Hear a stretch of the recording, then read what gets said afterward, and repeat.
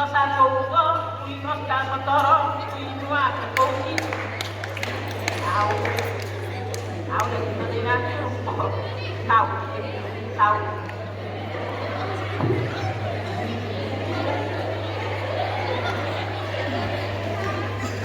Good morning, sir.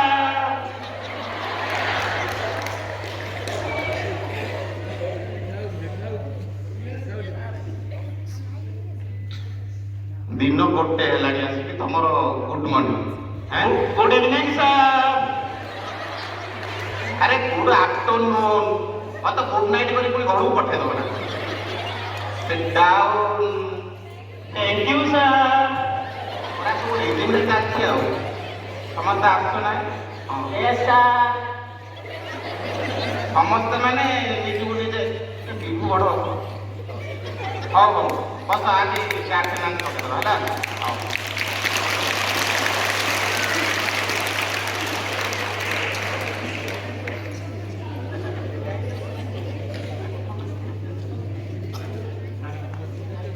और टे roll call नहीं ना देखिए किए आसी ना देखा अटेंडेंस हाँ सेक्शन है ना रे यस सर हाँ हाँ मुझे भाविल तो फुलटा नहीं आस ठीक है ଆଉ ଫାଷ୍ଟ ଟିକେ Dharmapada Majhi Yes, sir.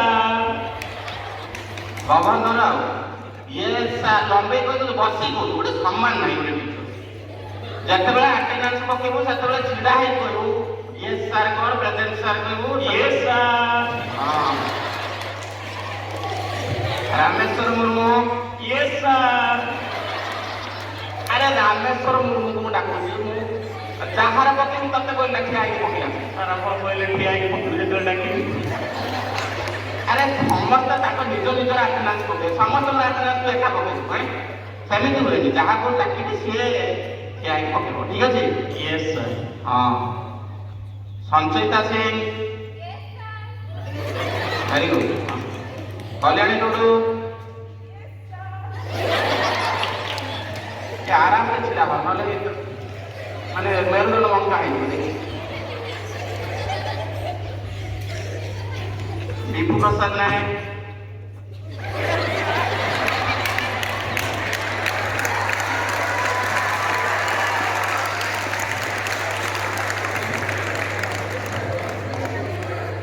Very good এইভাবে ছিড়া হেলা কইলা প্যান্ট শার্ট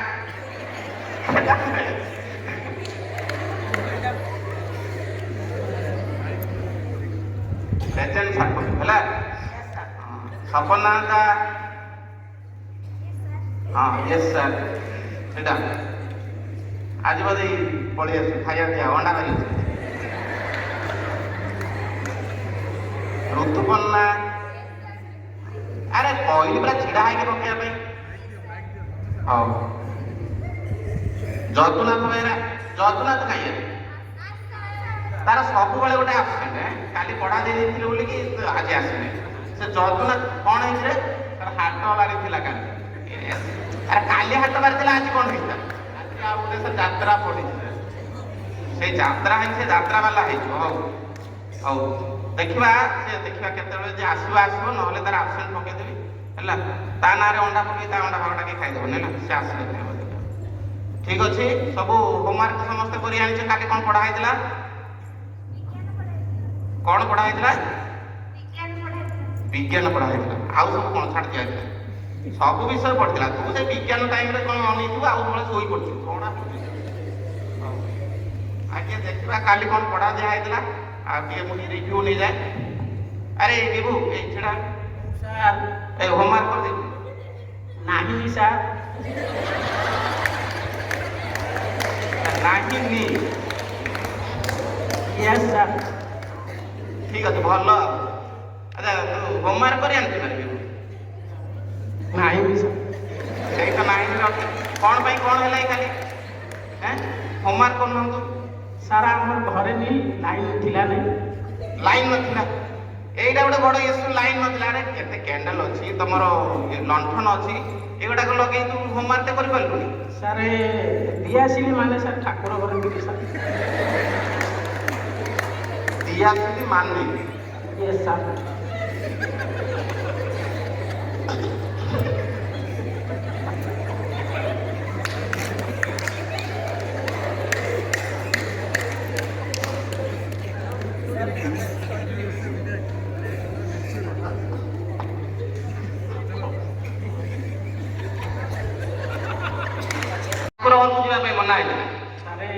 ଗାଧେଇ ନଥିଲି ଆଉ କେନେ ଯିବି?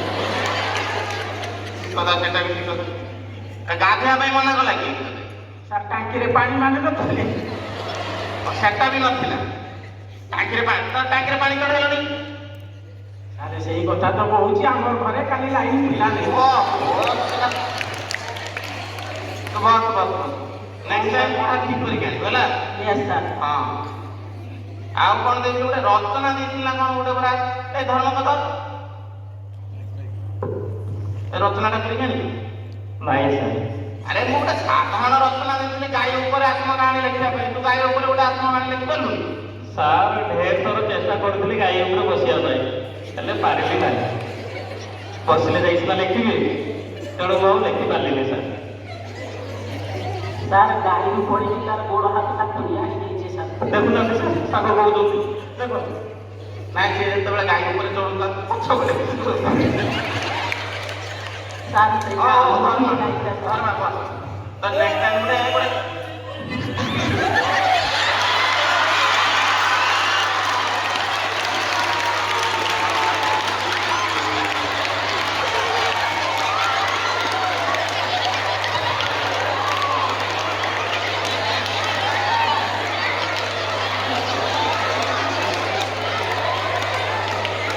ନମସ୍କାର କଣ ହେଲା?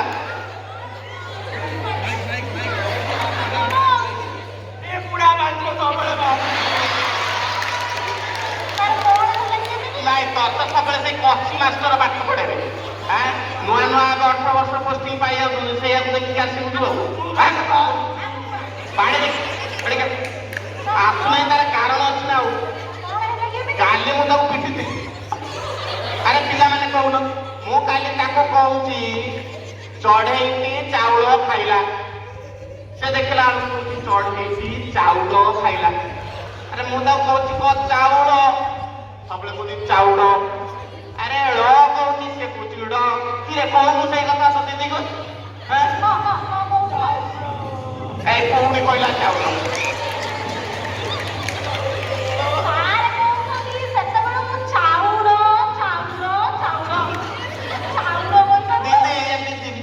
ବୁଝିଗଲି ଠିକ ଅଛି। ହଁ ସେ ଏବେ ଠିକ କରିଦବ ହେଲା। ହଁ ହଁ ଆଗ ଆପଣ ଠିକ କରନ୍ତୁ, ତାପରେ ଏଇ ଯଦୁ ବସ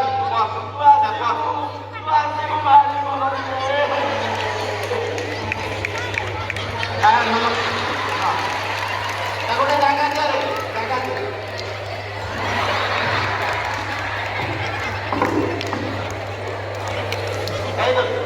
ଆସିଲୁ କି ନାହିଁ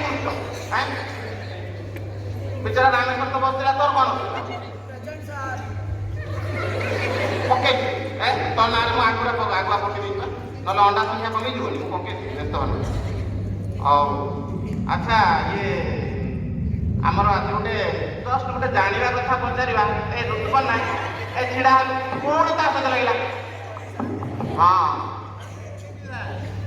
ଆଗ ପିଟି ଦେବୁ, ତାପରେ ପଛେ କହିବୁ ପିଟିବି। ଏଇ ତୁ କହିକା ଜାଣିଛୁ ଆମର ଜଳରେ ସବୁ କିଛି ପ୍ରାଣୀ ସବୁ ରୁହନ୍ତି, ଜଳଜ ପ୍ରାଣୀ। ଗୋଟେ ଏକ୍ସାମ୍ପଲ ଦେ। ଋତୁପର୍ଣ୍ଣା ଆମର ବେଷ୍ଟ ପିଲା, କହିପାରିବୁ? କହ କହ। ହଁ ଗୋଟିଏ ଜୀବନ ନାହିଁ ଜାଣିଛି, ପୁଣି ଭାବୁଛି। ହଉ କହ, ଜଲ୍ଦି କହ। ହଁ କିଏ? ବେଙ୍ଗ ଆସିଲା। ଓହୋ, ମାନେ ପାଣିରେ ବେଙ୍ଗ ରହୁଛି। Very good class.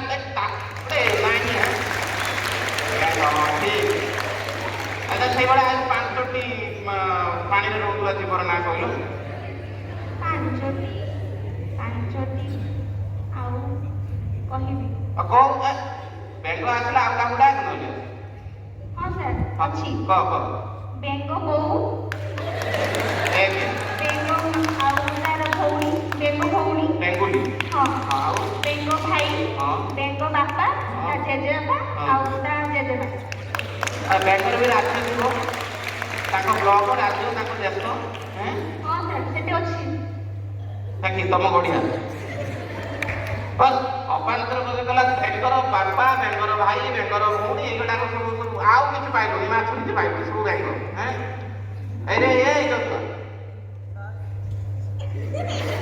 ମୁହଁଟାକୁ ସେମିତି କରନା ହେଲା, ଏମିତି ଭାବିକି ଡ୍ରାମା କରିକା ପଳେଇବ। ତତେ ଦେଇଥିଲି କାଲି ପଢା କରିବା ପାଇଁ, ଦେଇଥିଲି ଗୋଟେ ରଚନା ଲେଖିବା ପାଇଁ ନା? ଆଜ୍ଞା ସାର୍। ଏଇ ଯୋଉ ଭଉଣୀ ବାହାଘର ରଚନା କଥା ମୁଁ ଲେଖିବା ପାଇଁ କହିଥିଲି, କାହିଁକି ଲେଖିନଥିଲୁ? କଣ ପାଇଁ ଲେଖିଲୁ? ସାର୍ ସାର୍ ତୁ କଣ ଜାଣିନୁ କି ମୋର ଭଉଣୀ ନାହିଁ ବୋଲି?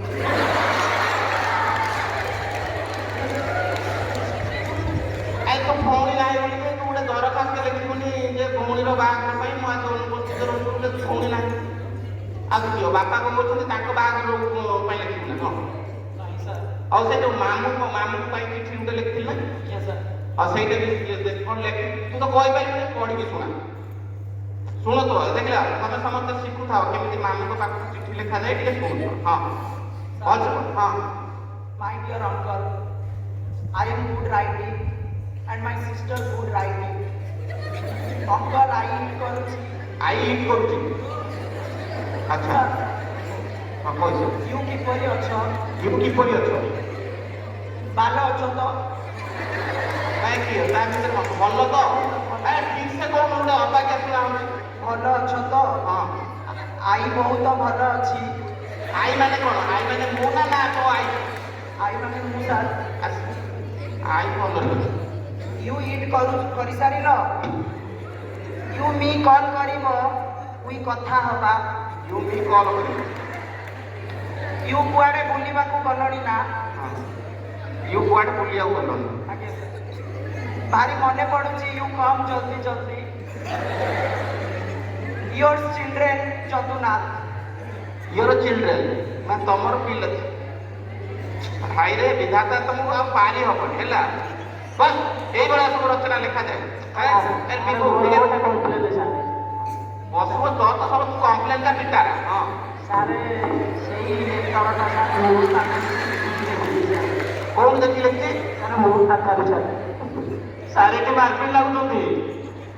ସାର୍ ମାରପିଟ ଲାଗୁଛନ୍ତି ନା ସେମାନେ ଲାଗୁଛନ୍ତି? ସେମାନେ ଲାଗୁଛନ୍ତି। ଗ୍ରାମାଟିକାଲ ଦେଖ ସାର୍।